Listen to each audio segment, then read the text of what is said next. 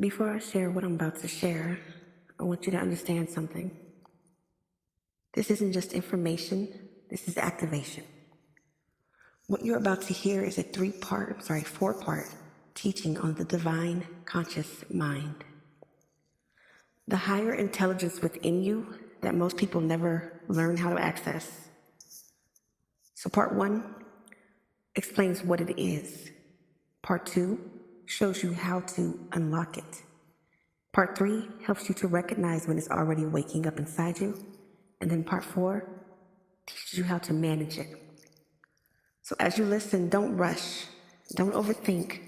Just let the truth land where it needs to. Because the series isn't about becoming something new. It is about remembering the part of you that's always been here.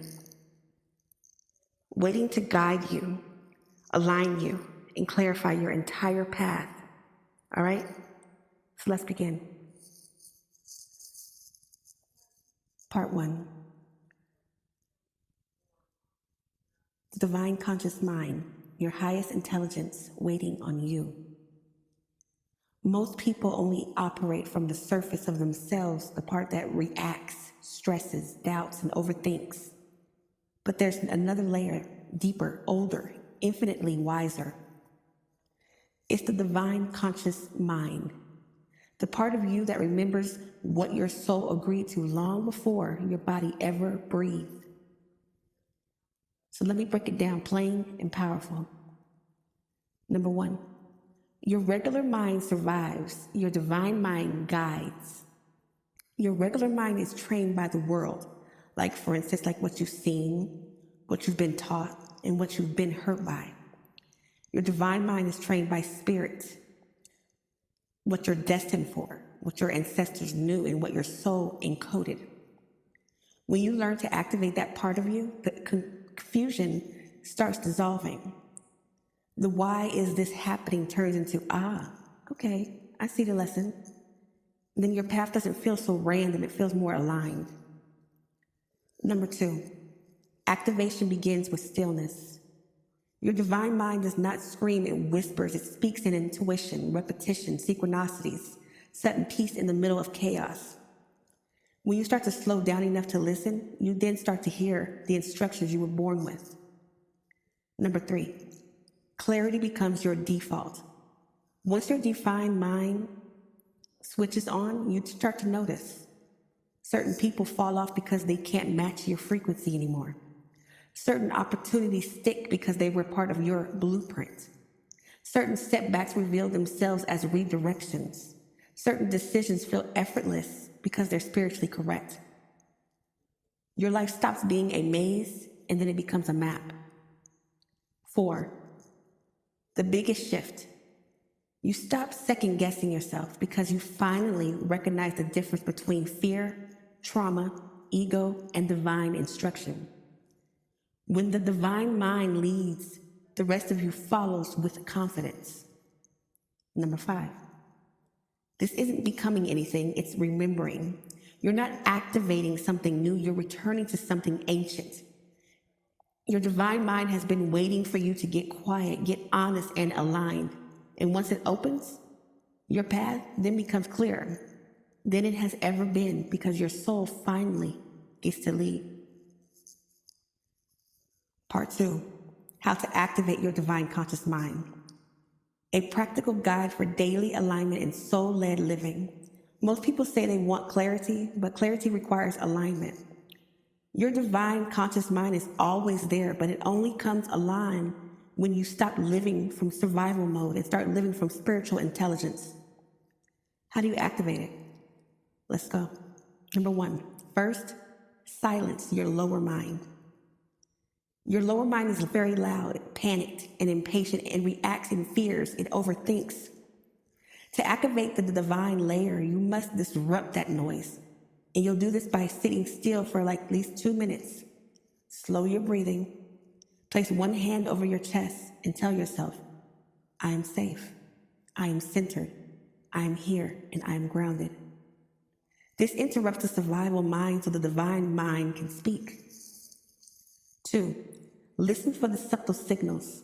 Your divine mind doesn't yell, it sends codes. repeated numbers, a thought that comes out of nowhere, a feeling of yes or no before your logic kicks in, a calm knowing that overrides fear. If it's chaotic, it's not divine. And when I say divine, I mean God conscious. If it's quiet but firm, that's guidance. Follow the first feeling, not the second thought. This is number 3. The first feeling in intuition, the second thought of doubt, the third is fear trying to negotiate. When your divine mind activates, you'll notice the first feeling is always right, even when it doesn't make sense yet. This is training. This is muscle memory. This is alignment. Number 4, remove anything that blocks your frequency. Your divine mind cannot operate in toxic environments. You need to cut off people who drain you, people who can confuse you, people who lie to you, people who interrupt your peace, people who keep you in loops. To activate your highest mind, you must protect your energy like it's sacred, because it is. Number 5, pay attention to repetition. The divine mind teaches in patterns. If something keeps showing up like a number, a message, a symbol, a feeling, a warning, a person, or a thought, it's not a coincidence. It's curriculum. Repetition means this part of your next step, pay attention. Number 6, trust over proof. The divine mind speaks before the evidence, signs come before the clarity. Alignment comes before the understanding. If you wait for proof, you'll miss the instruction. Trust is the activational key. Number 7, close your night in alignment. Before you sleep, say, return me to myself, return me to truth, return me to clarity. Sleep in the reset where your divine mind heals, rewires, and downloads what you missed during that day. Your mornings will then feel different. Your path will feel different, and you'll feel different. Part 3, signs your divine conscious mind is already activated. If you're reading this and recognizing yourself, you're already walking in it. Most people don't realize when they've shifted into their higher mind. It's subtle at first, then it becomes undeniable. Here's how you know your divine conscious mind has clicked online. Number 1, you no longer react, you respond. Trauma used to trigger you, now you pause, observe, and move with intention. That pause, that silence before action, that's your divine mind taking the wheel. Number 2, your intuition speaks louder than people's opinions. You feel truth in your body. You sense danger before it arrives. You know when someone is lying without evidence. You don't need validation. You are the validation. Number 3, your energy detaches from what isn't aligned. You stop forcing. You stop chasing, begging, over-explaining, proving, trying to fix people that you cannot fix because they don't want to fix themselves. You simply just let go because your spirit already knows their chapter in your story has been completed. 4, synchronicity starts showing up like streetlights. You see angel numbers on clocks, receipts, battery percentages, license plates, addresses. You hear messages in songs. You get clarity through videos at the exact moment you need them, or titles to books or videos. This is alignment. That's divine GPS rerouting your path. 5, you outgrow people like overnight. Not gradually, but like instantly. One day you care, the next day the emotional cord has been cut and it's gone. It's not coming back until they get aligned. That's not coldness. That's your spirit saying your contract with them has expired. 6, you walk into rooms and immediately sense the energy. You can feel the jealousy, the envy, deception, admiration, and hidden intentions. Your spirit starts to scan the room before your body even sits down. 7, you stop explaining your spiritual gifts. You don't need to convince anybody. Either they see it or they don't, or they're not meant to understand it. Your power is no longer a performance, but it's a presence. Number 8, you've become impossible to manipulate. You see motives, patterns, cycles, lies, traps, and red flags before they even form. People who used to confuse you reveal themselves instantly. Your clarity becomes your shield. 9, your peace becomes your highest priority. You're not impressed by chaos anymore. You don't romanticize trauma bonds. You don't negotiate your boundaries. Your peace is now non-negotiable because your divine mind refuses to live in environments that starve your soul. 10, You feel guided, not lucky, not guessing, but guided. Your steps feel intentional. Your timing feels supernatural. Your life feels protected. Your spirit feels anchored. The final confirmation: if you've resonated with any of these, your divine conscious mind is already active or in the process of being activated. Activating the divine conscious mind doesn't make life easier, it makes life clearer. And clarity is the greatest spiritual power you can ever possess. When your divine mind is online, you don't chase, you don't question, you don't fear, you don't even fold. You move with direction, conviction, and divine authority. Part 4. How to maintain your divine conscious mind. Staying aligned once your higher intelligence has awakened, activating your divine mind is very powerful, but maintaining it, that's mastery. Here's how you stay in that frequency without slipping back into the old version of you. Number 1, protect your peace like it's sacred technology. When your divine mind is online, chaos becomes interference. You can't let just anyone have access to you. That means no arguing, no explaining yourself to people committed to misunderstanding, no stepping backward into old energies, no entertaining what drains you. Your peace is a firewall, so honor it. 2, create space for daily stillness. The higher mind needs quiet moments to download guidance. You don't need an hour, just intention. So try this. Sit still, breathe deep, and then ask yourself, what do I need to know today? And let God speak to you.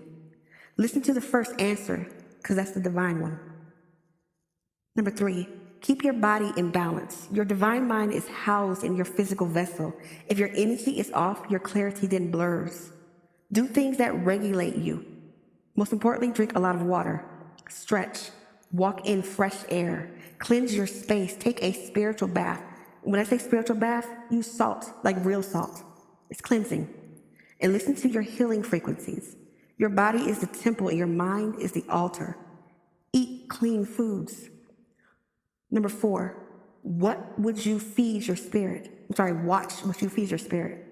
The divine mind shuts down in toxic environments. Pay attention to what you consume: the music, the social media, the conversations, the people, the habits, television, movies. If it lowers your vibration, it lowers your awareness. If it confuses your intuition, it's not for you. 5, trust your first knowing. Once your divine mind is activated, your intuition becomes higher accurate. Second guessing creates spiritual static. Trust the whisper, trust the nudge, trust the sign, and trust the shift. Your higher self moves faster than logic, so stay with it. 6, release attachments quickly. People, places, and paths will fall away, not because you're losing, but because you're elevating. When spirit removes someone, don't cling to them. That's how you block your own upgrades and your blessings. God always is going to remove what's not meant for you. Their journey is done. That contract is severed, closed, expired. So let go with grace, because more is coming. Number 7, keep your heart open but guarded. A closed heart blocks intuition, and an unguarded heart attracts parasites. You must learn the middle ground, open enough to receive, guarded enough to discern. That's balance, keeps your divine mind clear and your energy sovereign. 8, make sure you stay present, not predictive. Your divine mind works through the now, not through anxiety of the future, not through regret of the past. When you stay present, you stay aligned. When you stay aligned, you then stay guided. Number 9, watch your words. Words have power. Once your divine mind is active, your tongue carries manifestational power. Speak with intention, like affirmations such as, I am aligned, I am guided, I am protected, and I am prepared. Or, I am chosen. Your words create your reality faster than before. 10, stay humble, even in power. The more awakened you are, the more grounded you must stay. Humility keeps you open, and ego will close that channel. Divine consciousness flows through humility, not superiority. Final reminder, the divine conscious mind isn't a moment, it's a way of living. You don't return to your old self after this. You evolve into the version of you that your soul always knew you were supposed to be. If you maintain this alignment, you won't just walk your path, you will then command it. Activating your divine conscious mind doesn't make life easier, it makes it clearer. And clarity is the greatest spiritual power you can ever possess. When your divine mind is online, you don't chase, you don't question, you don't fear, you don't even fold. You move with direction, conviction, and divine authority.